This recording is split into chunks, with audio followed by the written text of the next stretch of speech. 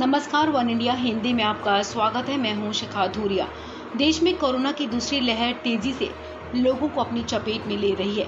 हालात ये हैं कि कोरोना का नया स्ट्रेन आरटी-पीसीआर की टेस्ट रिपोर्ट को भी चकमा दे रहा है। कई बार मरीज कोरोना पॉजिटिव होता है लेकिन टेस्ट रिपोर्ट नेगेटिव आती है। ऐसे में अगर आपको कोरोना के लक्षण दिख रहे हैं तो कुछ बातों का ध्यान रखना बेहद ही जरूरी है। अगर किसी व्यक्ति में कोरोना के लक्षण हो लेकिन आरटी-पीसीआर टेस्ट रिपोर्ट नेगेटिव आ रही है तो इसे मेडिकल टर्म में फॉल्स नेगेटिव कहा जाता है।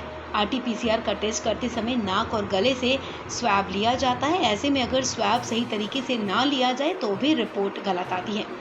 एक्सपर्ट्स का कहना है कि वायरस में जितनी तेजी से बदलाव देखने को मिल रहा है उसके कारण भी टेस्ट रिपोर्ट में दिक्कत आ रही है। ऐसे में कोरोना के लक्षण दिखने के 2 से 7 दिनों के बीच टेस्ट कराना चाहिए, जिससे फॉल्स रिपोर्ट की संभावना कम हो जाती है। वहीं अगर किसी को लॉस ऑफ स्मेल और लॉस ऑफ टेस्ट यानी कि गंध या स्वाद में से कोई एक या फिर दोनों महसूस नहीं हो रहे लेकिन रिपोर्ट नेगेटिव है तो इस बात को बिल्कुल भी नज़रअंदाज ना करें। लॉस ऑफ स्मेल और लॉस ऑफ टेस्ट कोरोना के अहम लक्षण माने गए हैं। यही नहीं, अगर दवा लेने के बाद भी 2 से 3 दिनों में बुखार नहीं उतर रहा और थकान महसूस हो रही है, गले में लगातार खराश है तो भी मरीज को सतर्क रहने की जरूरत है और तुरंत डॉक्टर से संपर्क करें।